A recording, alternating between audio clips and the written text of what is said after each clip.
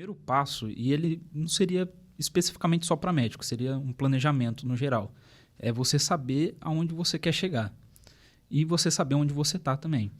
Porque você sabendo onde você está, você sabe quais são os problemas que você tem para resolver.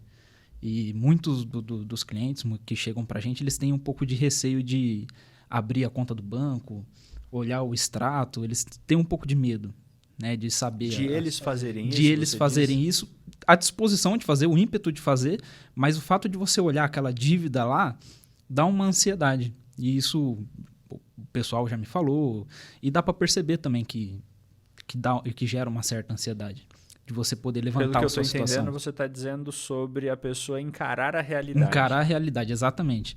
Porque você sabendo exatamente onde você está, para onde você quer chegar, já é o primeiro passo. E é isso que a gente aborda, inclusive, na primeira reunião. Então, na primeira reunião que a gente tem com o cliente, a gente sempre vai entender aonde ele quer chegar, como que ele está hoje. Então, esse é um passo essencial, até porque não tem como a gente planejar, porque o planejamento é um caminho, né? Não tem como a gente planejar um caminho se a gente não tem um ponto de chegada, senão qualquer coisa serve, né? Qualquer coisa que a gente fizer vai estar servindo se não tem um objetivo. Então, esse é o primeiro passo para você ter um planejamento bem sucedido. E o segundo passo, que eu colocaria ali esses dois pilares, seria o comprometimento. Porque você traçar o planejamento é a parte técnica, isso daí a gente vai fazer. Mas a parte de você pôr em prática esse planejamento, aí já é com o cliente. Aí vai precisar muito mais de um comportamento diferente, para ele ter um resultado diferente. Então, ele vai precisar se portar de maneira diferente perante o dia a dia dele. Então, seriam esses dois itens aí que eu colocaria como os essenciais para o planejamento no geral. E você, Bruno, o que você acha, assim, pelo pouco tempo que você está com a gente, mas você tem visto, né, acompanhado algumas reuniões, na sua opinião, o que você acha que são pilares fundamentais para a gente construir um planejamento sólido para o cliente? A minha percepção também é bem alinhada com a percepção do Evair. A questão ela gira em torno de uma questão comportamental, uma mudança interna, né? De assumir o compromisso para poder colocar em prática o plano que foi proposto. Mas os pilares, primeiramente, como o Evair destacou, é essa questão de ter essa visão geral, não uma visão limitada, mas uma visão geral da vida, da saúde financeira, para poder fazer um plano em cima disso. E ter essa disposição também de colocar em prática, o que não é fácil, né?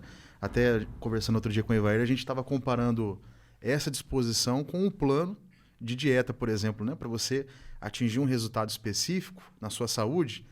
Quem sou eu para falar disso, né? Na verdade, né? Mas é necessário muita disciplina de você seguir as instruções de uma forma muito pontual. Então eu percebo também que a maior questão envolvida hoje, atualmente, para você atingir os resultados, ter a saúde financeira desejada, é você ter essa disposição, o cliente ele ter essa disposição pontual de colocar em prática as orientações, o que é uma questão comportamental, que é interna. É que muitas vezes o próprio médico sabe disso, né? Ele coloca ali uma dieta para o paciente, sei lá, uma dieta de hipertrofia, o paciente já sabe exatamente o que ele precisa fazer. Só que ele vai ter que pôr em prática, né? Vai ser essa parte aí o médico ele não pode ajudar o paciente. Mas a parte técnica ele já fez. Então, ali é uma parte mais comportamental mesmo. Então, muitos médicos, eles têm esse feeling também. Essa noção de que a parte técnica ele consegue resolver ali para o paciente dele, mas a parte de pôr em prática no dia a dia, ele precisa conscientizar, né? Não tem como ele fazer por ele. E no nosso caso lá no Grupo Santinoni, como que a gente faz isso com os clientes? Porque do jeito que vocês estão falando aí, parece que é muito difícil de fazer e eu não acho que é tão difícil assim. Ao contrário, a gente vê muitos dos nossos clientes tendo bons resultados, né? Como que a gente lá ajuda o cliente a ter essa mudança de comportamento?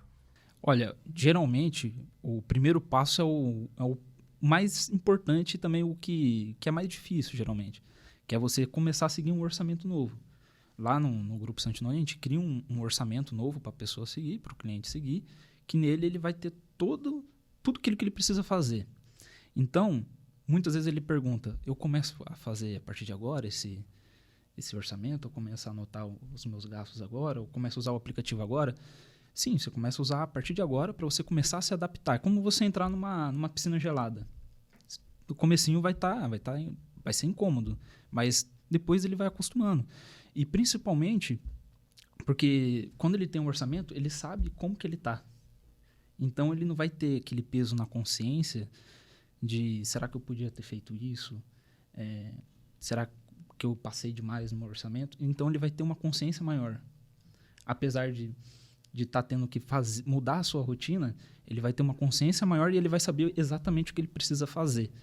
Então essa perspectiva de que ele pode atingir no futuro e a segurança de que o que ele tem que fazer está ali na frente dele, eu acho que traz mais tranquilidade para ele pôr em prática.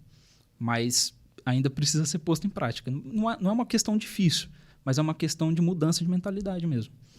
E eu acrescento ao que o Ivair disse, ao que eu percebi nesses dias, da experiência que eu tenho com o grupo, algo muito diferente que até destaca o grupo, a expertise do grupo e o compromisso, na verdade, do Grupo Santinoni hoje, que é o caminhar de mãos dadas, que é acompanhar o cliente. Então, não é apenas apresentar para ele os números, um orçamento que ele precisa seguir, traçar um planejamento, mas é caminhar de mãos dadas com ele. É mostrar para ele que é possível, de que estamos ali para ajudá-lo. É como se fosse um personal, na verdade, né?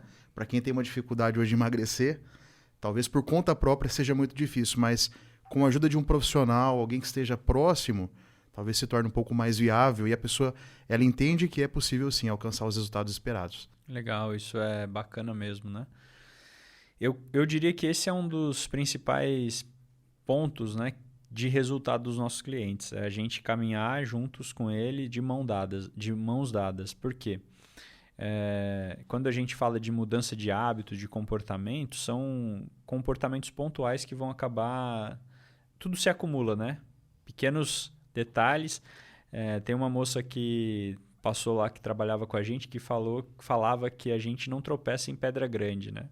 Geralmente a gente tropeça nas pequenas. E é exatamente isso, né? No dia a dia, o que vai acontecendo, esse acúmulo de más decisões acabam fazendo com que a gente tenha maus resultados.